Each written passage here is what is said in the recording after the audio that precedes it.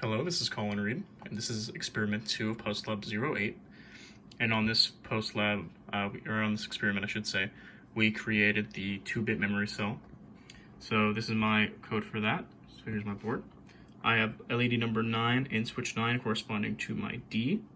So this is going to be all my D, and this is going to be my D at the status of D. My LED, or switch number 8, is going to correspond with LED number 8, and that is my clock.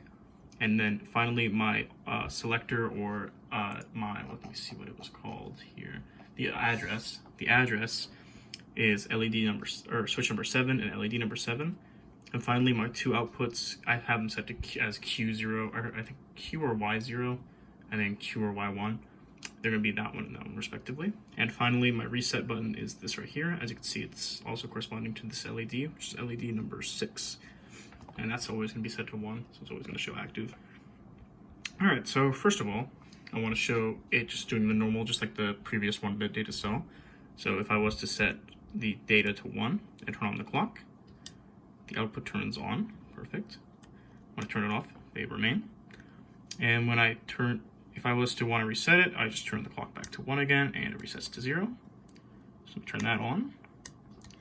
Alright, so both are on. And now if I want to turn on the second output, all I have to do is turn the selector switch to the other path, and that's going to go through the 1 to 2 demultiplexer that I made. And now if I want to set that to 1 as well, the second output, I just flick the data switch to 1 and the clock to 1 as well. And that's it. And now they're all set to 1.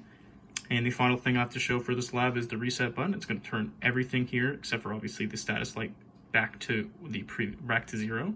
So when I press the switch right here, this is the reset switch. Boom, everything gets reset back to 0. And that is all for experiment number 2 of PostLab 08.